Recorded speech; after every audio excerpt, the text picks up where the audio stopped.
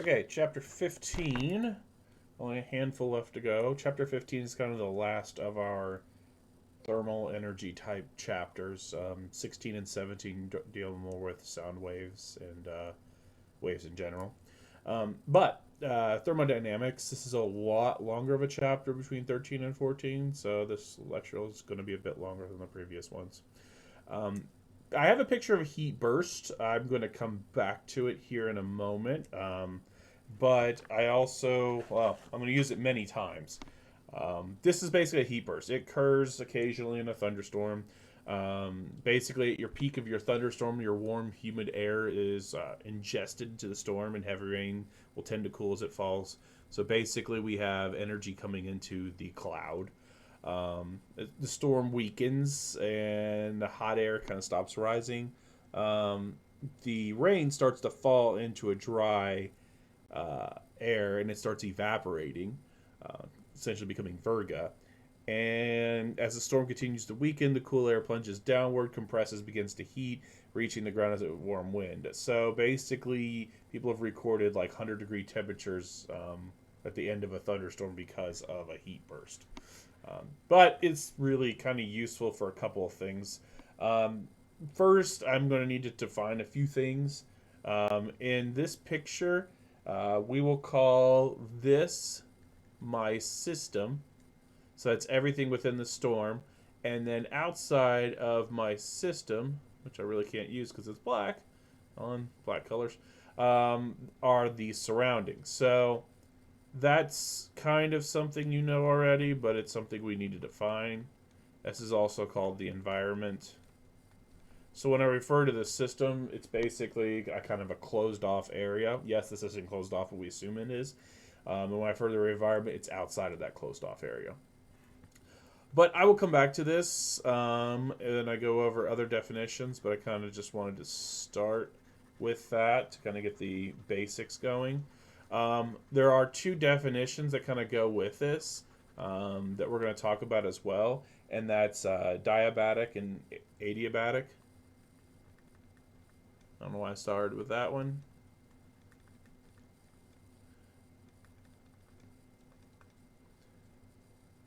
The adiabatic is going to be basically no heat flow, and your diabatic has heat flow. That doesn't look like a no. There it is. Oh, I wrote it the same way. Heat flow. So diabatic, adiabatic, two different ways of looking at things. Um, so your adiabatic, basically, there's no heat coming in or out. Whereas your diabatic, it's definitely happening. So your adiabatic would be this middle picture here.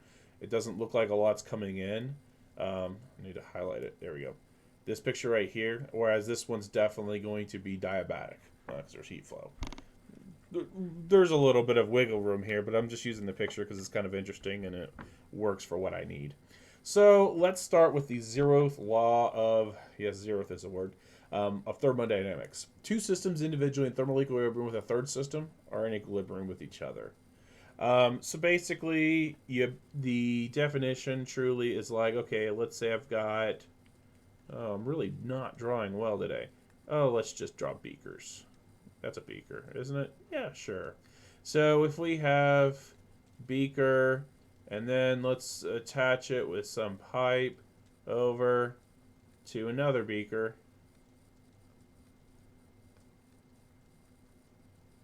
There we go. And so basically, if this is system A and this is system B, and this is the third system, and if that's equilibrium with that one, that one's equilibrium with that one, then A is equilibrium to B. Basically, two glasses of water that have been sitting out forever in the same room, they're in equilibrium. It's called thermal equilibrium. How do we indicate that? We indicate that with temperature. That's how we know they're in thermal equilibrium.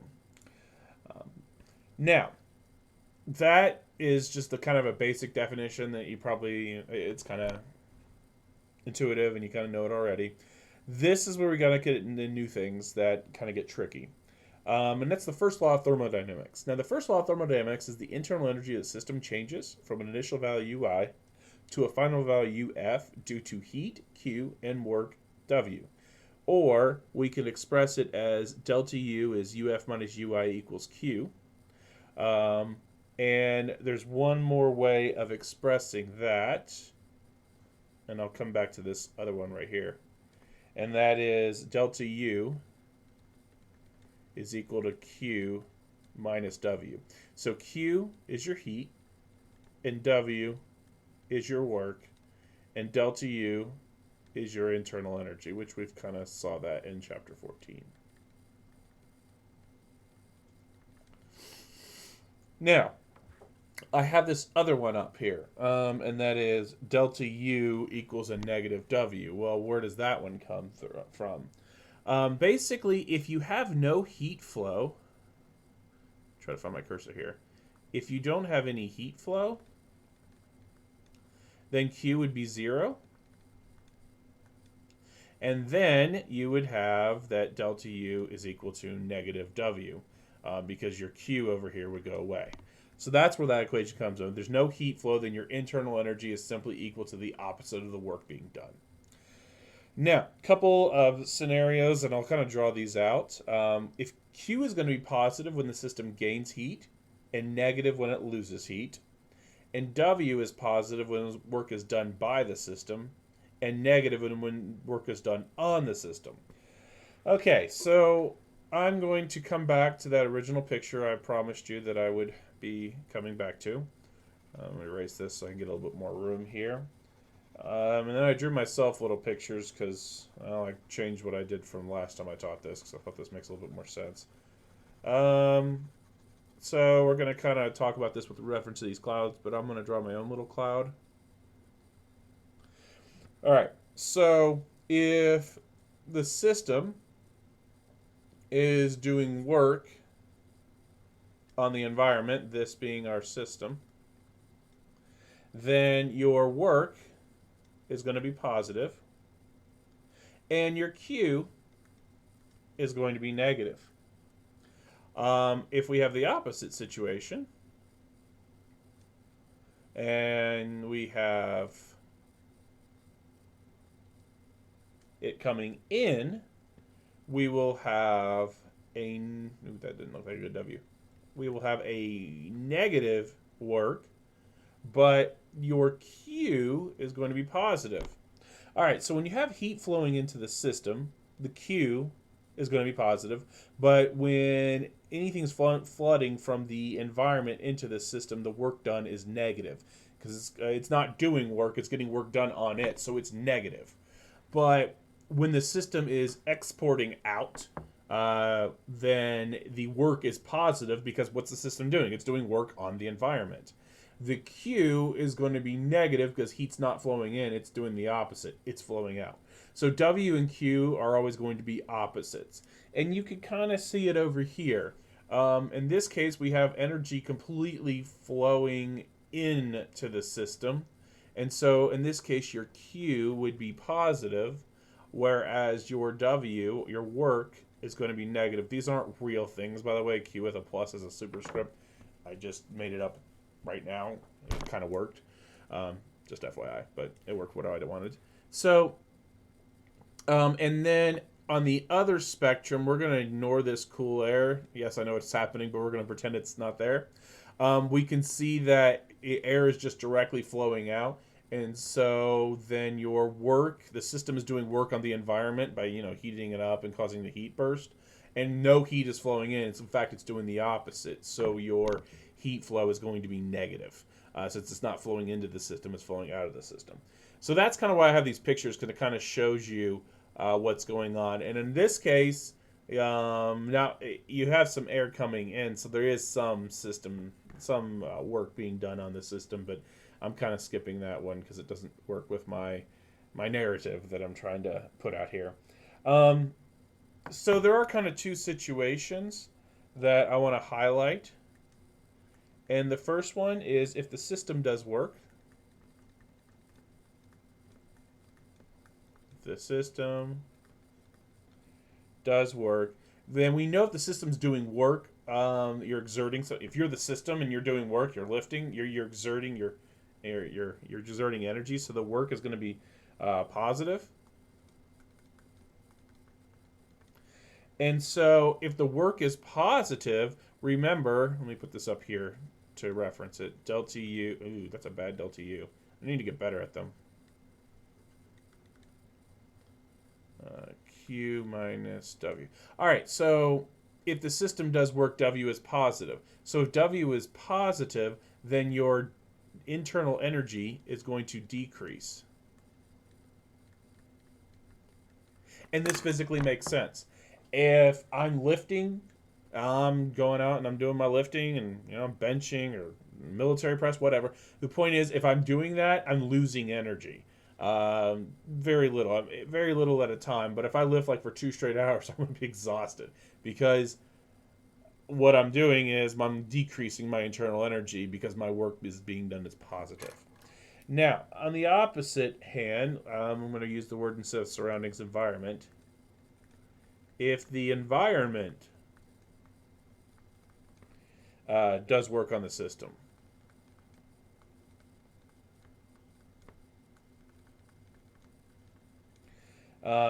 then your change in internal energy is going to increase. Maybe I shouldn't have used the lifting example, but we're going to keep going with that. That would be like me eating dinner. Okay, I'm taking in energy, and work is being done on the system. The system is me, and what's happening is my internal energy is increasing, so that I can go out and relift some more, or do something else exercise-wise. So moving on, those are kind of tricky to keep track of.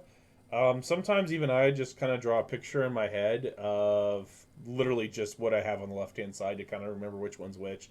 Because the wording is very close to each other, and we love to use the words heat and work kind of fluidly to substitute for each other when they're not the same thing. So it does kind of get tricky just because of the English language, essentially, is what I'm saying.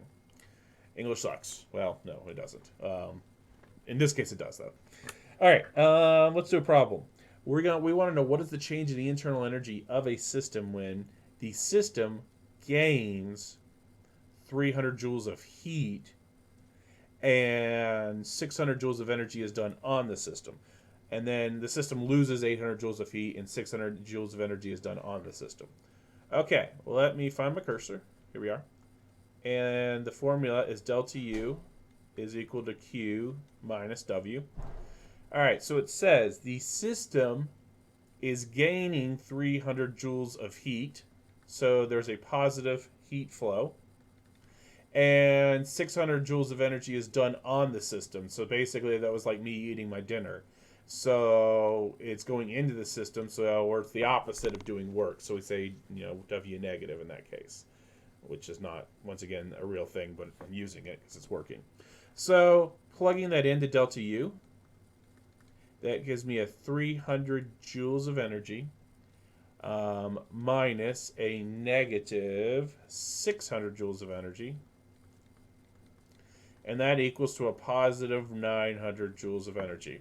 Now, this was a lot harder to reference, but think of it as you are practically hypothermic. And so energy is flowing into you. They're kind of warming you up, like in a bathtub or something.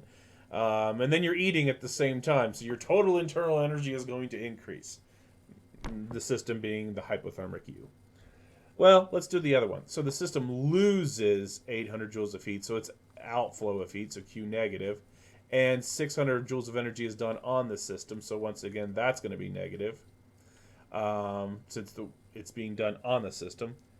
So let's do that. So delta U is equal to a negative 800 joules. So you're out in the freezing cold. Minus a negative 600 joules of energy. And that's still equal to a negative 200 joules of energy. So you're out in the freezing cold. And you're losing energy slowly over time. And you eat something. You maybe made some pasta. I'm not sure how you did pasta out in the wilderness. I've done it once. Have I done pasta? Yeah, I think I have done it once. It's not very easy. But you could eat pasta in the wilderness, and, well, it's not enough, and you're still losing energy overall. You're losing that battle, essentially. So it's kind of, you gotta have to be careful on your Q's and W's and what's positive, what's negatives. That's probably the toughest part of it. But if you go back to this little picture I drew, at least in my head, this always works. Something similar to this has always worked. I've never drawn it quite like this, but in reference to heat burst, but I thought it made sense. So, all right. All right, so the temperature of 2 moles of a monatomic ideal gas is increased from 200 to 300 Kelvin. 2,000 joules of heat flow into the gas. Ignore the asterisk there, it's from something else. What is the change in internal energy of the gas and how much work is done by the gas? So you're thinking, well, how am I going to get the internal energy? Because that's W minus Q. It's true. But we also know, look at my cursor here, that U from last chapter was also equal to 3/2 nRT, and the moles are staying constant, so the only thing changing is temperature. So I could easily say delta U is equal to 3/2 of nR delta T. So that's how we're going to get our internal energy. So delta U is equal to 3/2 of my 2 moles R, which is my 8.31 joules per mole Kelvin. And then my change in temperature, 200 to 300 is going to be 100 Kelvin. Plugging that into Mr. Calculator, 1.5 times 2 times 8.31 times 100 is going to be 2493 joules. So a positive change in internal energy. And now I also know that delta U is equal to Q minus W, or W is going to be Q minus delta U. So W is going to be my 2,000 joules minus my 2493 joules, and that's going to equal negative 493 joules. The negative indicating that work is done on the system.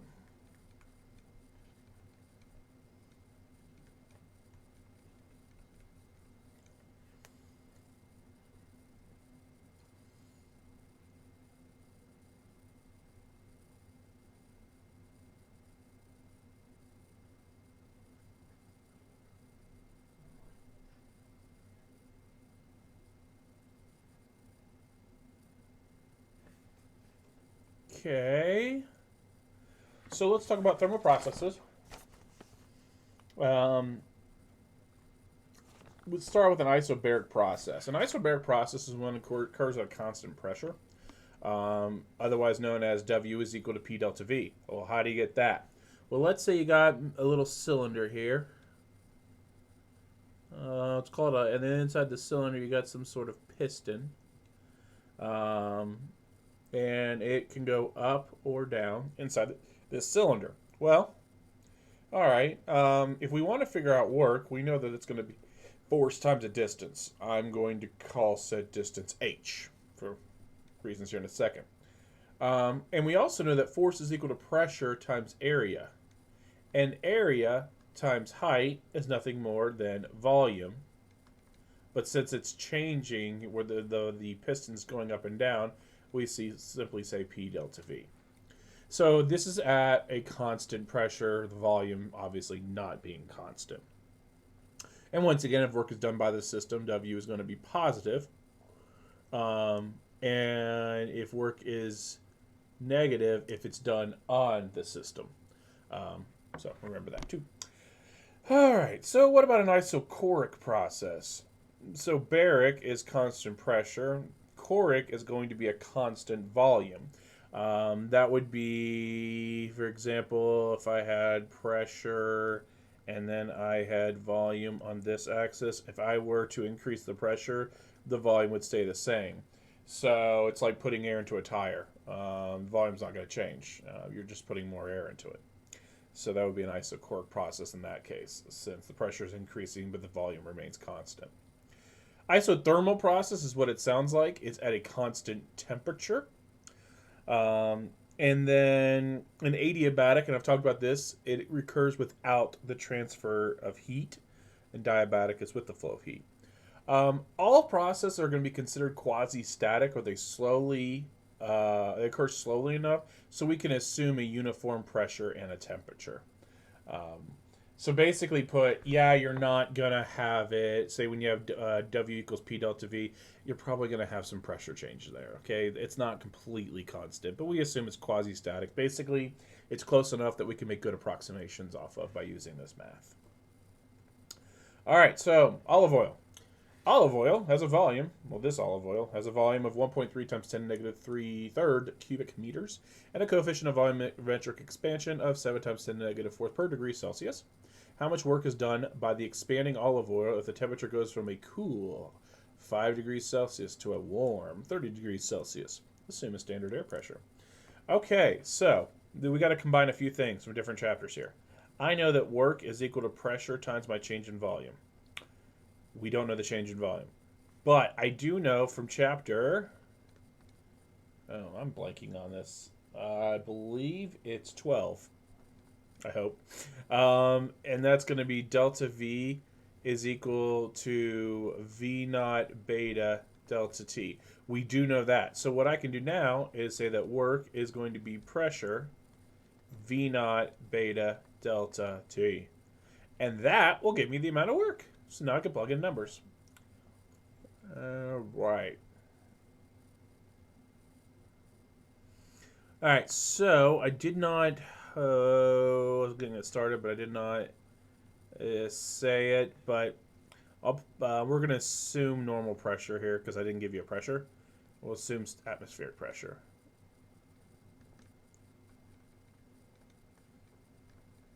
Because I didn't give you one.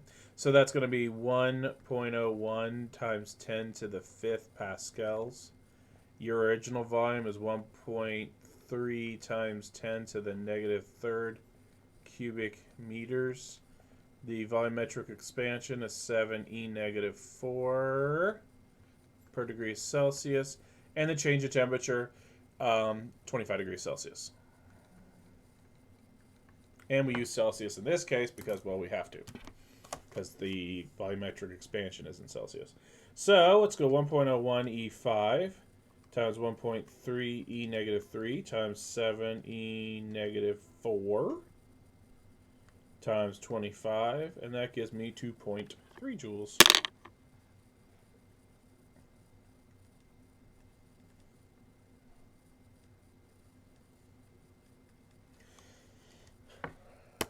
All right, and then the positive would indicate it's done by the system. Although it's really kind of... this problem's a bit modeled off of one of your book's examples, and it didn't really specify kind of what direction things were going, but we'll just assume that. All right. Now, we could also graph it, which is more interesting. So basically, this is more... What I mean by interesting really is more realistic. Basically, you could measure a change in volume, you can measure the pressure, and there are tools that you can use in lab. I don't know if you're going to do them in the lab this year because of COVID, but you can use it to measure the work done on a system by just looking at the pressure versus volume graph. And so what we want to do is just find the area. So I'm going to have to break it up into area chunks. This will be A1. That's how steak is done. And A2. That's how steak is do? I don't know. All right, so this is 1, and then this is 5, and then this is 3, and then this is 5. All right, so A1 is going to be 1/2 of base times height, so 1/2 of base. Oh, I forgot to label this as 3. 1/2 of base, which is 2. I've got to be careful with the units on this one. 2 times 10 to the negative 3rd cubic meters. And then height is going to be 2 pascals. Or let's just write it in the traditional newtons per square meter.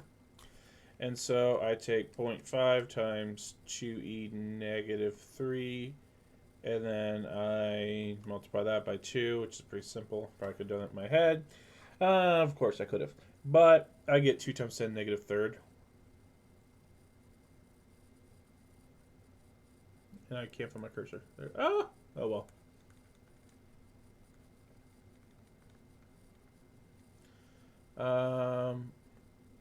So we've got 2 times 10 to the negative third, and that's going to give me meters squared, That is going to be newtons. Newtons per meter squared. Oh, no. Newtons per meter, or Newton meters. Yeah. What am I doing? I'm sorry. I was looking at my numbers, couldn't read my writing. All right, so then let's do A2, which is just a square. So the base is going to be 1 to 5, so that's going to be 4 times 10 to the negative third cubic meters. And then the height, which is 3 pascals, which I'll write as newtons per square meter. And so you just take 4 times negative third times 3, and that gives you 0.012 Newton meters. And then I add to that the 2e to the negative 3, and I get a total of 0.014 Newton meters, or we know Newton meters as joules. Same thing. And so if you find the area under pressure versus volume curve, which is a lot more common, like in a lab setting, you can actually get the energy put into the system, which is kind of interesting.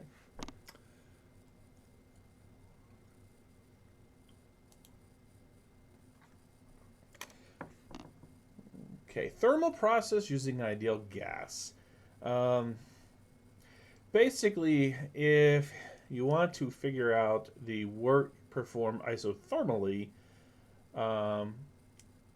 you need to use a more specialized equation, which is the one above. W equals nRT, the natural log of VF over VI. I can kind of show you where this is from, but we using techniques from calculus, and calculus is not a prerequisite, so take it with a grain of salt. So if we have a cylinder, and then inside said cylinder is some sort of pistons. Lots of pistons in this chapter, isn't there? And finishing that off, so it looks better. And basically, you have something forcing it, and then there is an initial volume right here, and then a final volume once you've collapsed it. It would look, when you graph it, let's say we graph it, and I have to make sure I draw this correctly because I'm not very good at drawing this.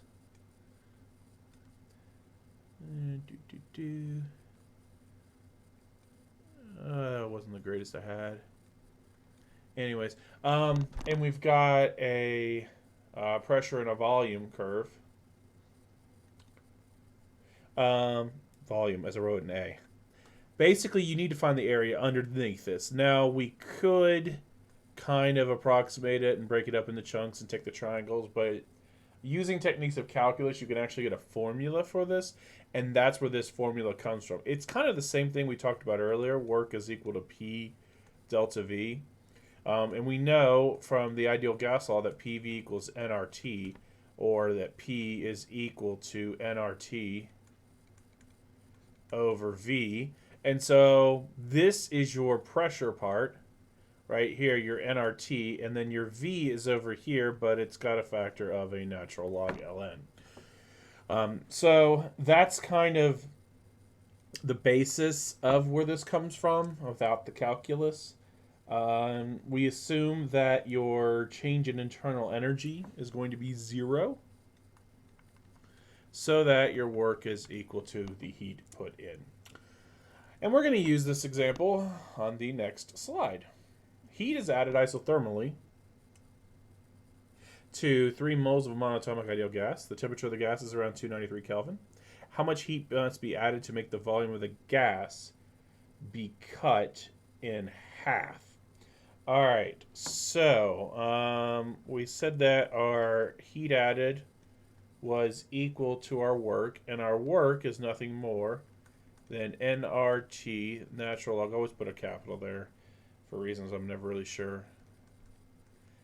VF over VI. And it wanted to cut the volume of the gas in half.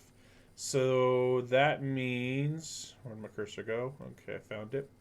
The final volume must be 1/2 of the initial volume. Because we're trying to, of course, cut the initial volume in half. And different ways I can do that, but I'm going to rewrite this down here. Work is equal to nRT natural log. And then I've got VF, oh, forgot my parentheses, over VI is equal then to 2VF. And your VFs are going to cancel. And that gives you work is equal to nRT natural log of 1/2.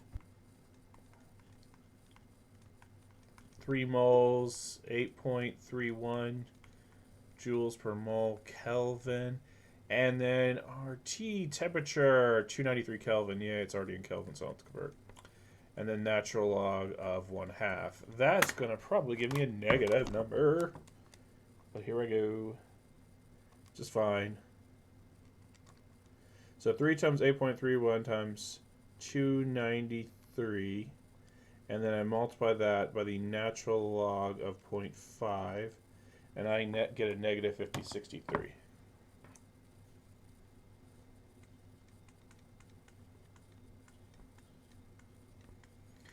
It's negative because if you recall, all numbers, when you take the natural log of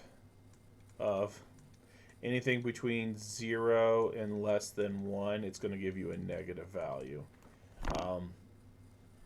Just to kind of give you an idea. So that's why I said, yeah, it's probably going to be negative because that's on the the natural log of 1/2. All right, so that would give you the then how much energy needs to be done on the system in order to isothermally cut that volume in half.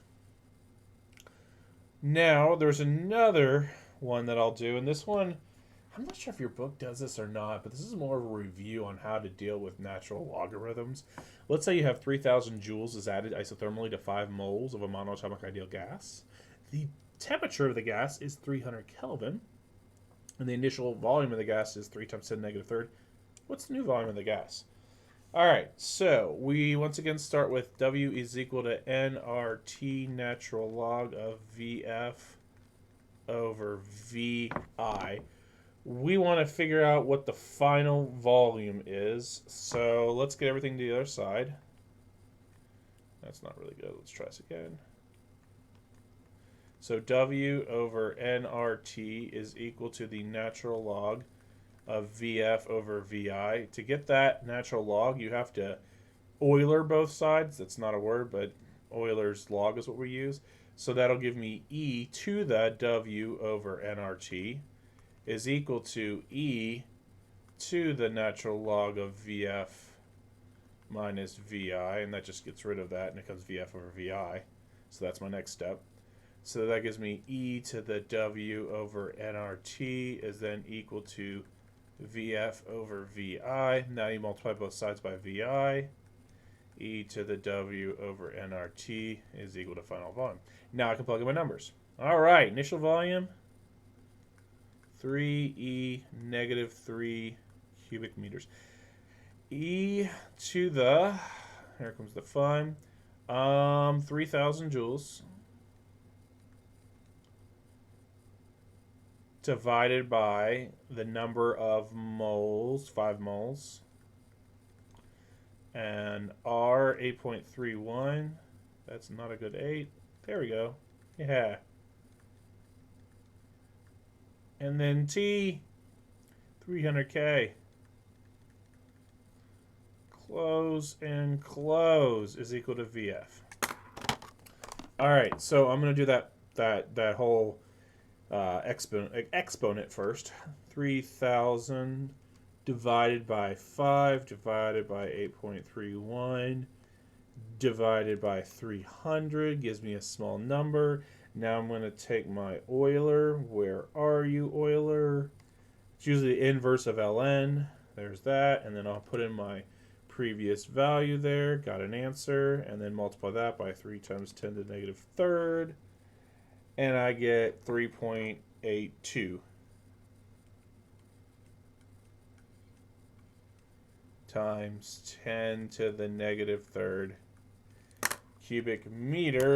So, yeah, so that's how you get your final volume.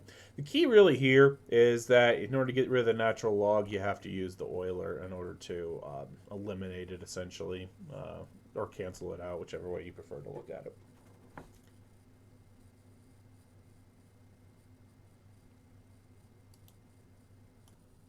All right, adiabatic expansion or compression. The adiabatic expansion or compression of monatomic ideal gas is more or less you're just going to have to accept this equation at value. It's that W is equal to 3/2 nRT. There is a show there because there is one thing I do want to show.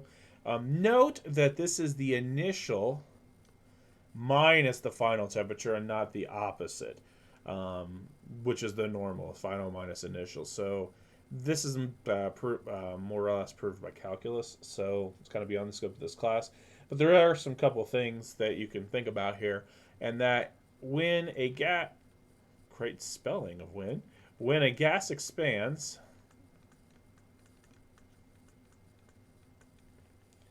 the temperature is more likely going to drop. And if the temperature drops, that means your final is less than your initial. So then that means your work is going to be positive.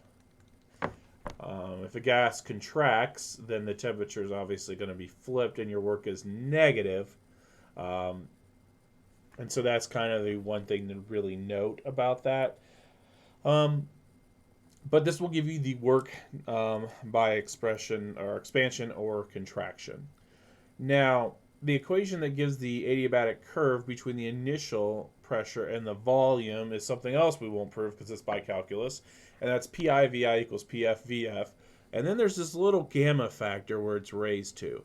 And what is this gamma? That's a gamma, by the way. It's a Greek letter. It's the ratio of the specific heat capacities at constant pressure and at constant volume. And that's what the next 2 slides, maybe more or less 1.5 slides are going to delve into, is what is the CP and what is the CV. All right, so another way of expressing thermal energy is Q equals Cn delta T, where C is now a molar specific heat capacity. And whereas we had Q equals MC delta T from chapter 12, and C specific heat capacity was measured in joules per degree Celsius kilogram or joules per kilogram Kelvin, this one's measured in joules per mole Kelvin, hence the molar specific heat capacity. And there are 2 different specific heat capacities from the very last slide, the CP-CV. And the CP is the specific heat capacity, molar heat capacity for a pressure, constant pressure, and the CV is at constant volume. And there are equations for that, and I'm going to get to how you get to those. So let's show you where those come from.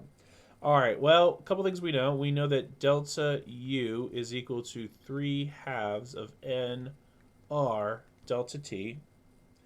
And we also know that work is equal to P delta V.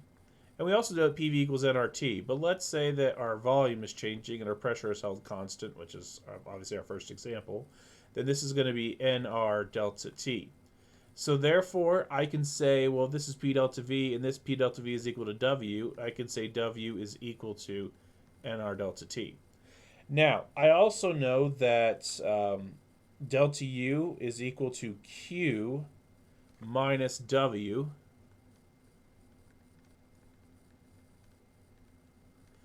And we want to solve for Q up here because we're dealing with thermal energy. And so I want to solve that for Q. And I get delta U plus W. So basically, to get these constants, we're going to take our internal energy and add it to the work. All right, so let's do that. So for a constant pressure,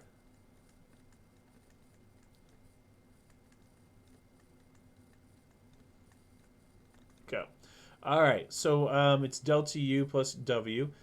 We know delta U is going to be 3 halves of NR delta T plus NR delta T, and that's going to be um, equal to 5 halves, because 2 over 2, of NR delta T. Now, remember this whole thing, I just did delta U plus W, it's equal to Q, and so I can set that equal to Q. Now, I know from right up above here that Q is equal to Cn delta T, so I'm going to make that substitution. Should have given myself more room here, hindsight here. So Cn delta T is equal to 5 halves Nr delta T. N goes away, delta T goes away. This is at constant pressure, and so we get Cp is equal to 5 halves R. This is from the book. I just kind of copied the equation, but I decided to work it out instead of just showing you this because I thought it was a lot more confusing the last time I taught it. But that's where you get the molar specific heat capacity at a constant pressure is the 5 halves R, and that's how you prove it. Well, we're going to do the same thing for a constant volume. That's going to be 3 halves of nRT delta T plus 0. Why is it 0?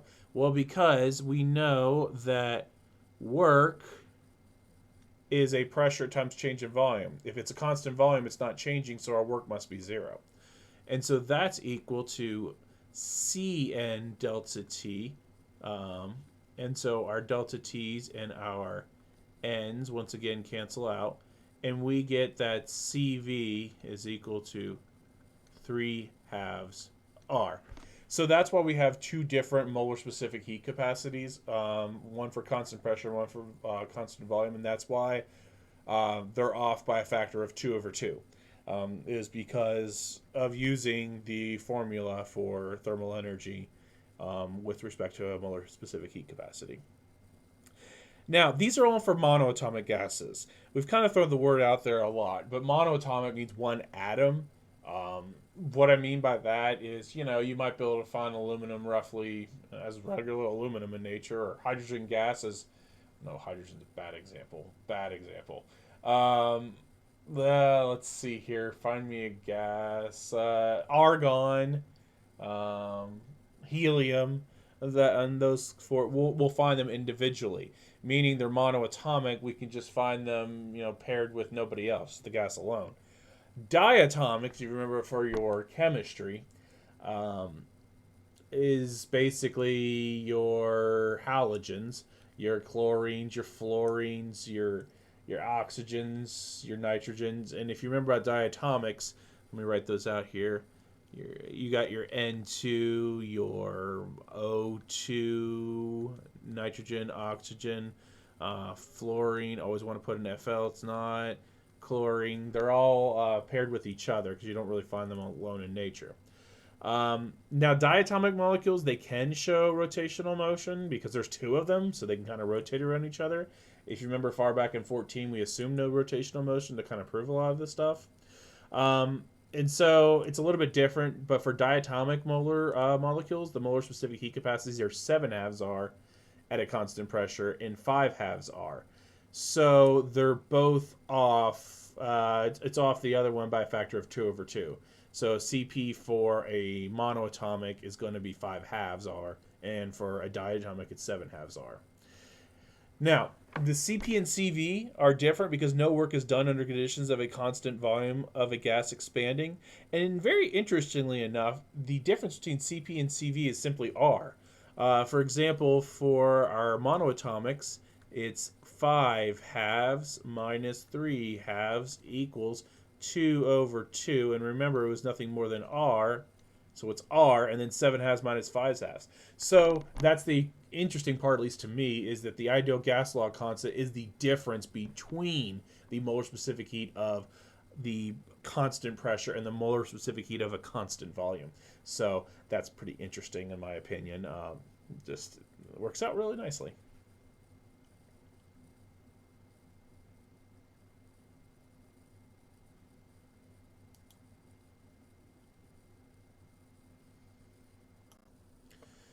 So 1.5 moles of a monoatomic ideal gas are heated at a constant volume of 2 cubic meters, 3,000 joules of heat added. We want to figure out the final temperature of the gas if the initial temperature is 250 Kelvin.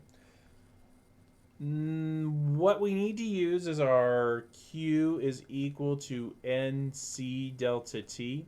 The C is for a constant volume, so we're going to use CV. If it said constant pressure, we'd use CP. Solving this for delta T, we get Q over N C sub V, and then Q, of course, is 3,000 joules. N is going to be 1.5 moles, and this is also 3 halves. I should probably write it as 3 halves, otherwise that'll be confusing.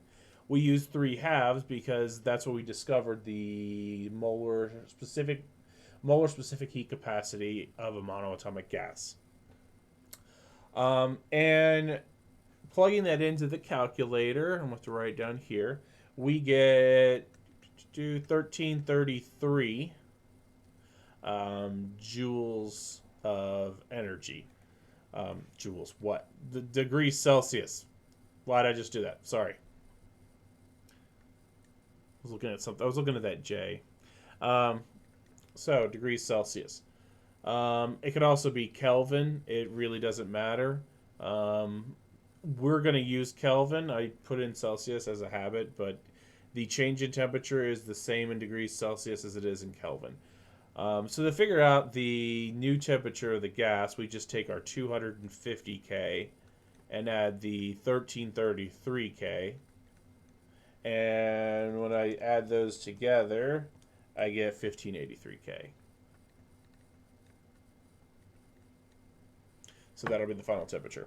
It says, what is the change in internal energy? Okay, so it said that it's heated at a constant volume. And remember, work is equal to pressure times delta V. But if it's at a constant volume, your work is going to be 0. And remember that delta U is equal to Q minus W. So the W is going to go away. So delta U is simply equal to Q, or 3,000 joules. Kind of a trickery there. And then change in pressure is actually going to require some maneuvering. We know that PV is equal to nRT. And I'm going to put a T over here for reasons here. And we're looking for a change in pressure, and it's at a constant volume. The moles was a constant number. R is already a constant. And so the only thing that's going to change is the temperature. And so now that we know this information, I can simply solve for delta P. That's nR delta T over V. N is 1.5 moles. R is that wonderful 8.31 joules per mole Kelvin. Make that a little bit bigger. Joules per mole Kelvin. And then change in temperature was a 1333 Kelvin. And it's all divided by, what was it, 2 cubic meters. All right, so I take my 1333, multiply that by my, 1333, multiply that by my 1.5, multiply that by my 8.31, and then multiply, that's the top, divide that by 2. We get a change of pressure of 829 pascals. Not the right A. I am not with it today, apparently. There we are.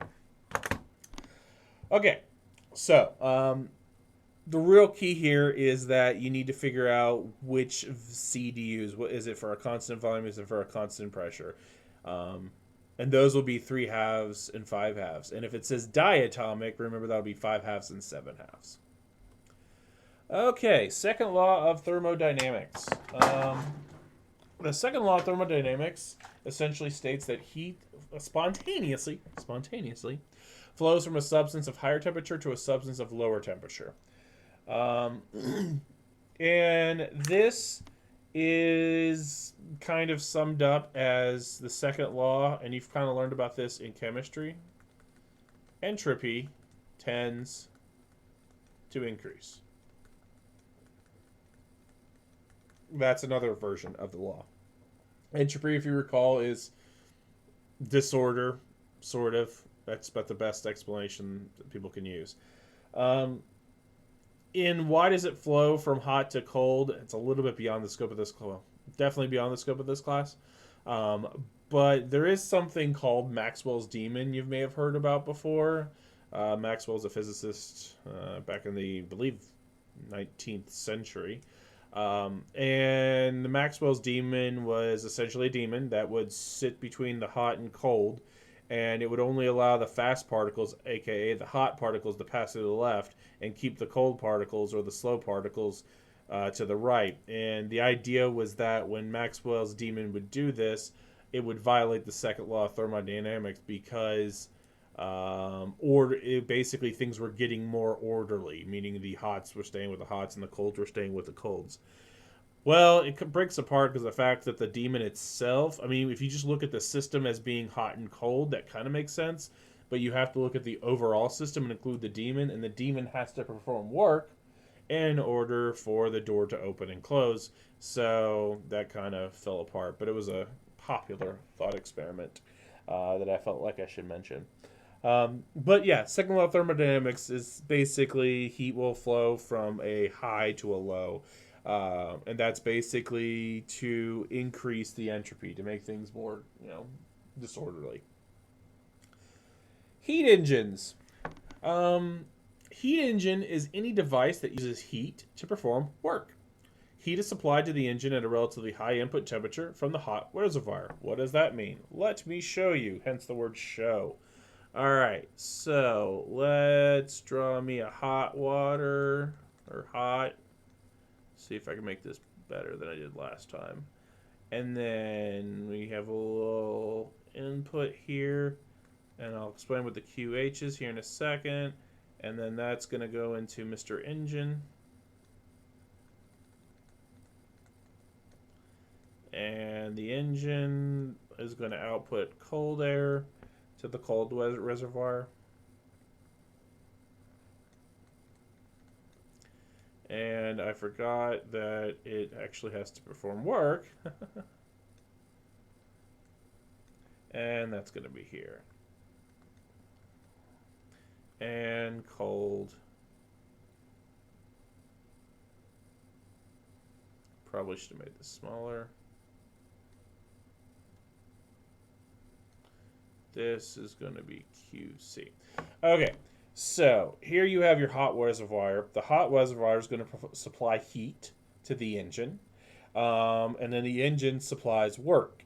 But not all of it goes to work. Some of it goes to the cold reservoir instead of actually being performed, end up being used to perform work. So that's what it means at the top by talking about the high input temperature and the hot reservoir. So the working substance of the engine, it uses the heat to perform work. And the remaining heat is placed in the cold reservoir as the picture shows. And why isn't it scrolling? That makes me sad. Am I frozen? Please don't be frozen. Please don't be frozen. No, I'm not frozen. Okay, we're good. It's just not scrolling. That makes me sad. Let's see if I could scroll over here. Yeah, I can do that. That'll at least work. I don't know why it stopped, but hey, it is what it is. Okay. Doesn't work well. The efficiency of the heat engine is E is equal to W, the work performed, divided by QH, the heat supplied. And the idea is that you don't want anything to go to your cold reservoir. You want all of the heat supplied to go straight into the work. That's your purpose. So your efficiency would be 1. There is other ways of expressing efficiency, and that is you could take your heat supplied, the hot heat minus the cold heat, divided by the hot heat, and then since QH over QH is 1, and then QC over QH, you get that E is equal to 1 minus QC over QH. So these are the two. It's usually this one. I'm going to write it out again because I'm going to need this later. These are the two equations you're going to be using. This one and this efficiency right here. I had a thought at some point. Oh, So I can kind of manipulate this, and if I multiply both sides by QH and I can maneuver things, I can get QH E is equal to QH minus QC. And then I moved my QC to the other side because I'm going to use, I think, in the next example. But we get that QH is equal to QH times the efficiency plus the QC, if I just kind of move that over. The reason I did this is because there are two situations. If your efficiency is 1, so you're a perfectly efficient engine, that means that this would be QH, this would be QH, and that QC would be 0, makes sense. You would have none of your energy would be lost to the environment, aka our cold reservoir. It would go completely into making it work. Now, if you got a piece of crap engine and your efficiency is 0, very crappy engine, then you would get QC is equal to QH. You would not perform any work. You would just have all of your heat going straight into the cold reservoir and no work would be performed. So that's kind of why I kind of wrote it out like that, because it makes sense when I give you different scenarios based off of possible efficiencies. But I digress. Let's do a problem on that. Oh, I cannot scroll. Oh, this is driving me crazy. Where'd it go? Where'd it go? Oh. That's because my mouse died. This is very sad. Oh, okay. At least this is still working. Alright. Okay, let's do a problem. You have 1 million joules of heat deposited in the cooling tank, so that means your QC, because it's going into the cooling tanks, is going to be that 1 million joules of energy. And that's a nuclear reactor, and it's 35% efficient. How much work is produced by the reactor? The easiest way to do this would be, okay, well, we know that E is equal to the work divided by the input heat, which is fine, but we have QC and E, but we don't have QH. I do know from earlier that QH is actually equal to QC plus the work. And so, absolute value of the work. And so what I want is to kind of make a couple substitutions because we're trying to find work here. And so I know, looking at this, that work is equal to E times QH, or QH is equal to work over E. That's the one I want to use because I want to get rid of QH. So this is going to become work divided by E. So that's this is this part right here, and that's equal to QH. And then that's going to be your QC plus your W. And I want to pull my QC over, I want to pull my W over here and keep my QC on this side. So that's going to give me W over E minus W is equal to QC. Pull out my W. When I do that, I get 1 over E minus 1. And then that's equal to QC. And then divide.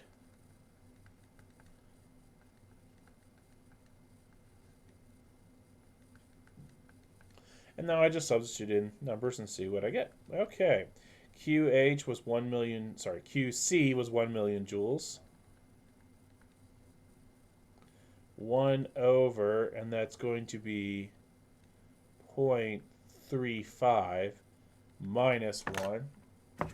And so plugging that in my calculator, 1 divided by 0.35, subtract 1 from that, and then 1 times 10 to the 6 divided by my number that I just got. And I get a large number, but it will make sense as soon as I write it down. I'm going to heavily round this, but I get around 5.4 times 10 to the 5th. So about 540,000 joules of energy. Next up is Carnot's principle and the Carnot engine. Um, Carnot proposed that a heat engine has a maximum efficiency when the process is reversible. You can think of this as being conservative and non-conservative when I talked about those conservative forces, meaning all of your gravitational potential is converted into kinetic energy and then vice versa. Like let's say I think I showed you that little skater on the hill, and then the gravitational energy is converted into kinetic and then back into gravitational and then vice versa. Those are reversible processes. So any process that was similar to that where it's reversible, that has a maximum efficiency of 1, if you recall, because the process is reversible. What's not reversible is when you have friction, which is which means you're losing energy to the environment. And so that would not be maximum efficiency. Now, Carnot's principle does not depend upon the substance type. It only depends on hot and cold reservoirs. Basically, a hot area and a cold area, and exploiting the difference between the two temperatures. And it turns out that your efficiency is equal to QC over QH, and that's also equal to the temperature of the cold over the temperature of the warm. And that's just kind of more of an experimental thing, so there's no real proof, at least to that equation.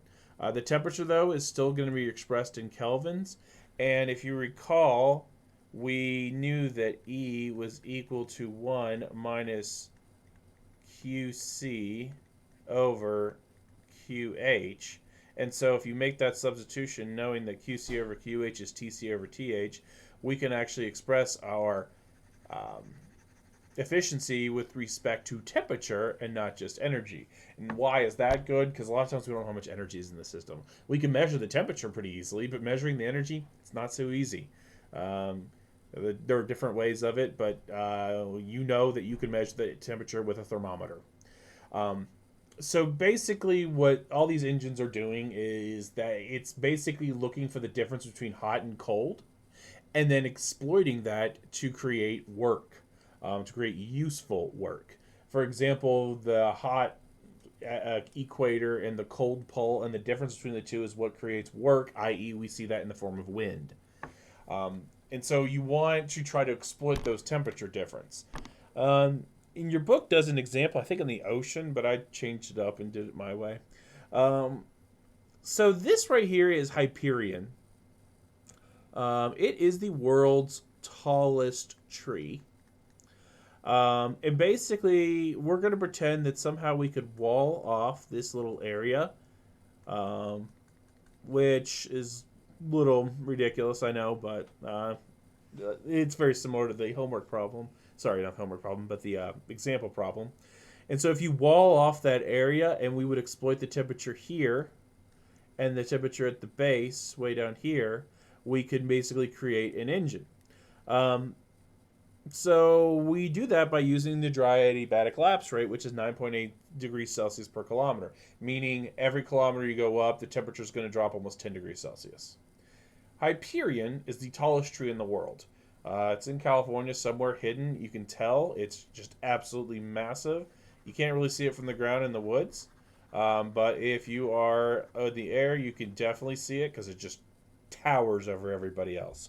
It is 380 feet, or 115.7 meters. To give you scale, it would be 50 feet taller than the Epic Center downtown. So think about you're driving like on, I don't know, Kellogg, and you're looking at the Epic Center, and there's just this tree, and it's 50 feet taller than the Epic Center. That's insane. It is tall. Massive. Let's say the temperature of the surface of the tree is around 30 degrees Celsius. Pretty warm, but not uncommon. What would be the efficiency of the system that would use those temperature differentials on the tree? All right, so first I need to figure out the temperature at the top, we know that at the bottom it's going to be 30 degrees Celsius. And then we're going to assume uniform atmospheric pressure, and we're going to figure out the temperature at the top. We know we have 115.7 meters, and I know that for every 1 kilometer, there are 1,000 meters. So this is going to give me 0.1157 kilometers. And I know that it's 9.8 degrees Celsius per every kilometer. So I just multiply by 0.1157 kilometers, which will give me degrees Celsius. And that's 9.8 times 0.1157 is going to give me 1.13. So I think I'm going to round to just 1.1. Yeah, that works. 1.1 degrees Celsius. So at the top, it's going to be cooler by a factor of 1.1. So it's going to be 28.9 degrees Celsius. 1.1 degrees Celsius is over 2 degrees Fahrenheit, to kind of give you a scale. All right, so now I know the two temperatures. I can figure out the efficiency, because in the last slide, I told you what efficiency was, and I said that that's going to be equal to the E minus TC over TH. And that's totally not a minus. That's a minus. There you go. So that's what I'm going to do. All right. Oh, I did put an equal sign. 1 minus that. Blech. The equal sign was supposed to be there. There we go. Okay. 1 minus temperature of my cold reservoir. That's going to be my... Got to convert it to Kelvin. So it's going to be 273 plus 28.9. And that's going to give me 301.9.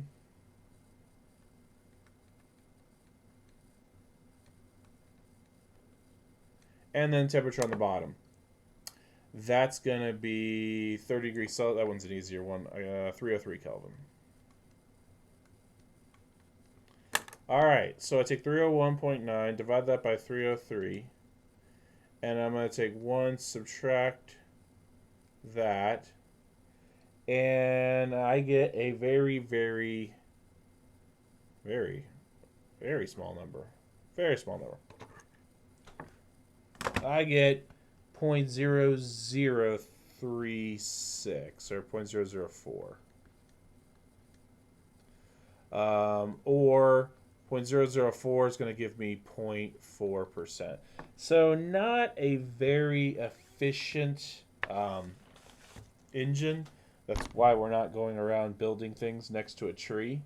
But it is, in theory, could be used. Let's say you built some type of structure around it. You could try to create some sort of an engine that does useful work just by exploiting the temperature differences. It's just not going to get you a lot of work at 0.4% efficiency. So very small. Anywho, Hyperion. That's your new thing for the day. I always think it's cool because it just sounds like a cool tree. Hyperion.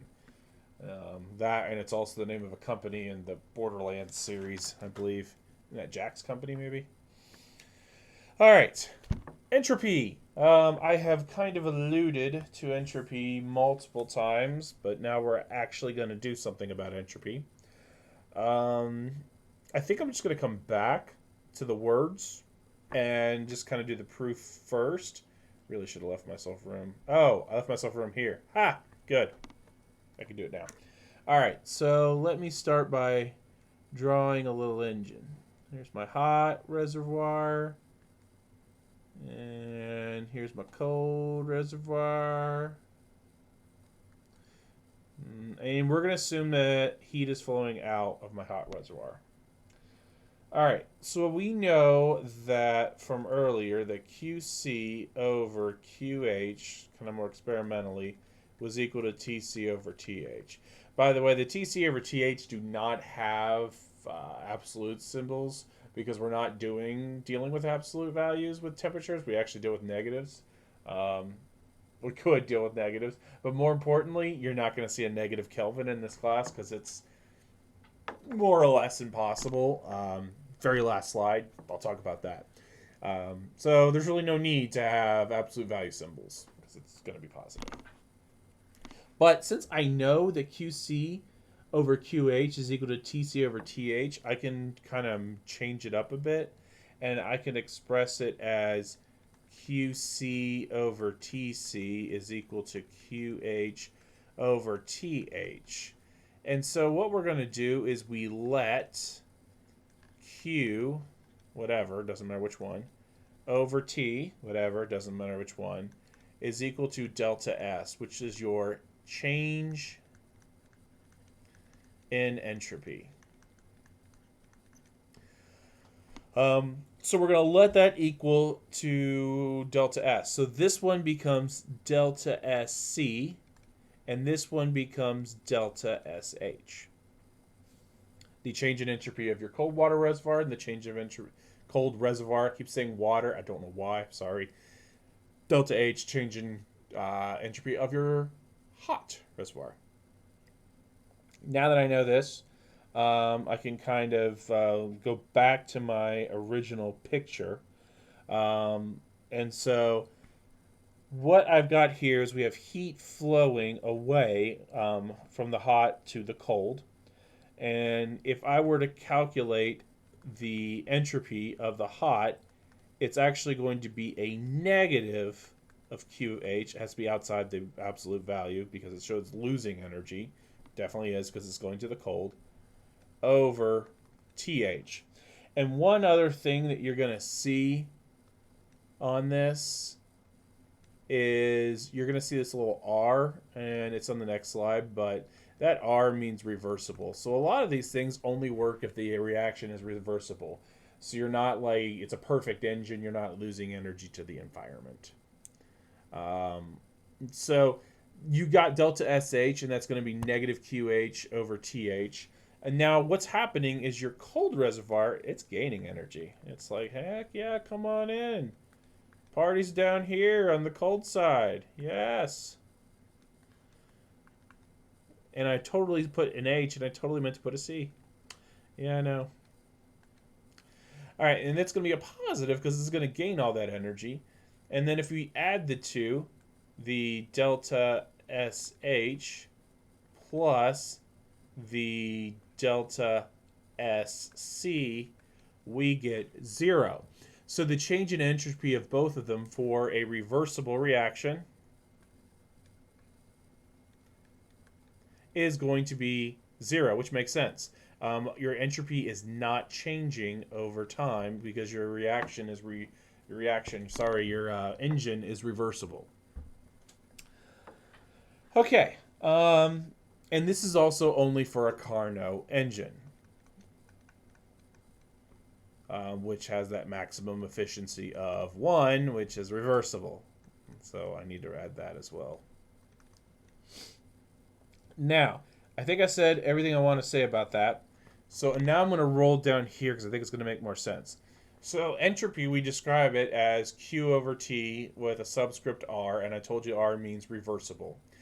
Entropy is measured in joules, the energy of the Q, so the unit of the Q, and then T, Kelvin, temperatures. So a pretty standard unit. The change in entropy of a Carnot engine or any reversible process is 0 because of the perfect efficiency. That also means that reversible processes do not alter the entropy of the universe, because while the cold is gaining the entropy because the hot's coming towards it, the hot reservoir is losing the same amount of entropy, so it ends up being a wash. And that kind of leads us to change the second law of thermodynamics, and I kind of hinted at it earlier, and that the total entropy of the universe does not change if the process is reversible, and only increases if the process is irreversible. Now, a note on the process is irreversible, we can calculate the entropy, but we do need the initial, and we usually need the final, there are different ways around this, entropies in order to actually make the calculation. And I'll do an example problem on that. Otherwise, we won't. Well, we can do the initial and final entropies, or temperatures is really what I meant to say, not so much entropies.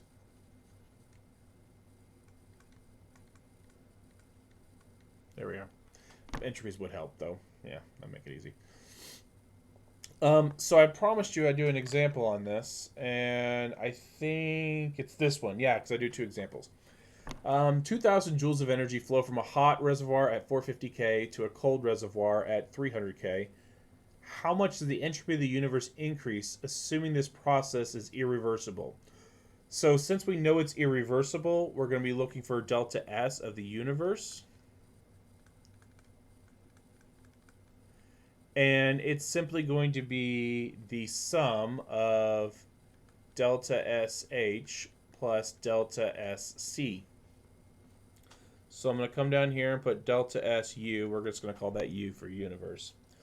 Now, it's saying 2,000 joules of energy flow from the hot reservoir at 450 to the cold. So Q is going to be 2,000 joules.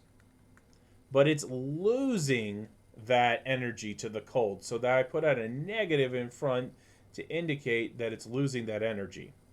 Its temperature is 450 Kelvin. Then I add. You always add, you just make it negative depending on whether it's gaining or losing. It's going to gain 2,000, so I'm going to put a positive out here, although it's a plus plus. Your calculator doesn't like that, but you get what I'm saying. 2,000 joules of energy. And then that's over the 300 Kelvin. Now, putting that in your calculator, I went ahead and did this ahead of time. Actually, I should probably double check it. It's just not something easily to do. But it's really not too bad, I guess. Negative 2,000 divided by 450, and then I'm going to add that to 2,000, divide that by 300, and I get 2.2, repeating. So that means that the entropy is going to increase. The entropy of the universe is going to be increasing by 2.2 joules for every Kelvin, just because this process wasn't reversible. Most reactions are going to be like this because, as I told you, entropy tends to increase. Everything tends to, you can think of it as disorder. I use the word disorder, and in chemistry they use the word disorder. It's about the best way of describing it. It's very difficult, but you can kind of think of it that way. So it's tending to increase. Excuse me. All right, so let's do another one. We're going to find the change in entropy of water when 3 kilograms of ice melts.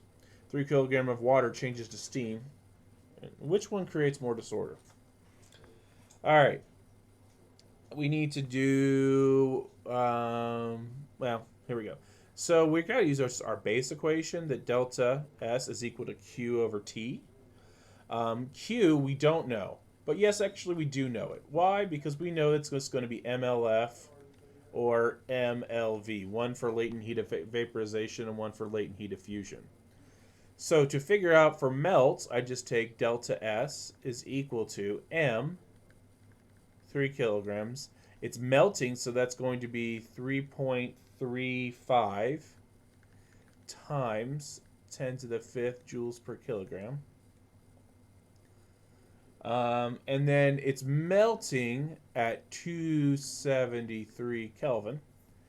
And putting that in my calculator, let's see here, 3 times 3.35 E5 divided by 273. It's going to give me 3681. We'll round it.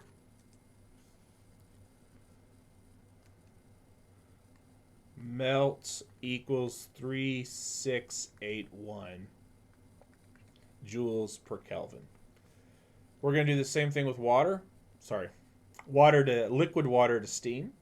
So I'm going to take my 3 kilograms and I'm going to multiply that by 2.26 times 10 to the 5th joules per kilogram. And that's at a higher temperature of 373 Kelvin.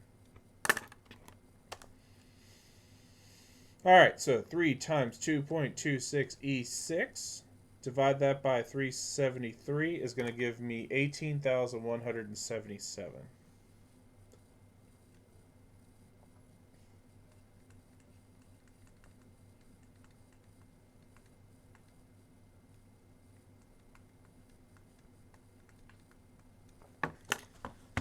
So, it's asking which changes create more disorder in the collection of H2O molecules. Well, it's clearly going to be vaporization.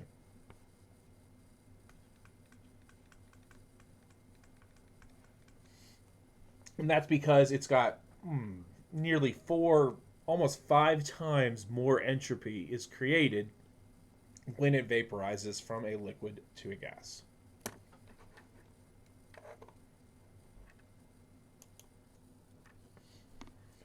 And finally, since it's kind of beyond the scope of this class, but we kind of have to finish off the law of thermodynamics, all the laws of thermodynamics. Third law of thermodynamics. It is impossible to lower the temperature, more appropriately, it is impossible to cross the threshold of absolute zero where T is 0K. It's not possible because at 0 Kelvin, all molecular motion, all subatomic motion, all motion period ceases. The universe, everything ceases. Now, we've gotten pretty close, within like a billionth of a degree Kelvin, where things just move incredibly slow, but we can't get there, and we never will be able to get there. I also mentioned that you could be negative Kelvin. Yeah, you could be, and if you were negative Kelvin, you can't go above 0. So it's from either direction. There is a way of kind of tricking, it's really hard to explain, but tricking a system into having a negative Kelvin, but it's not really a negative Kelvin temperature because you're never really violating the laws of thermodynamics.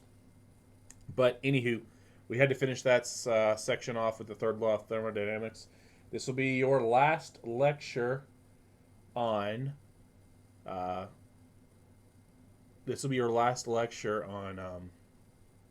chapter 15 and heat and thermo and all the stuff that we've learned since then. From here on out, we'll be talking about waves.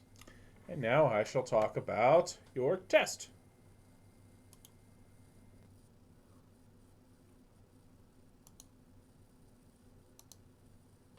All right, test 3. This will be your second to last test. There'll be a total of 23 questions. I didn't have it on here, but it was also going to be 75 minutes like the previous tests. There'll be 9 conceptual multiple choice questions coming from each of the chapters, which is chapters 11, 12, 13, 14, and 15. There'll be 9 computational multiple choice, meaning you'll have multiple choice, but you have to actually do some math in order to get the answer. And finally, there are going to be 5 numeric response questions. The numeric response questions are pretty much going to come from the lecture, some of them very similar to some of the lecture problems. There'll be 1 numeric response question per chapter. So 11, 12, 13, 14, 15, hence 5 numeric responses. Those will probably be some of your longer questions. And they actually go in order in the test. You first have your 9 conceptual multiple choice, and then your next 9 are the computational multiple choice, and the last final 5 on your test, it's going to be the numeric response questions. So yeah, 75 minutes to get the test done. It'll be through Wiley. Then you're going to have a 4th test, kind of a shorter test over 16 and 17. More on that later. And then you'll finally have your final. But that's kind of a little bit far in advance. But that's what you need to know about test 3. It'll be open notes like the previous test. But yeah, that's what you need to know.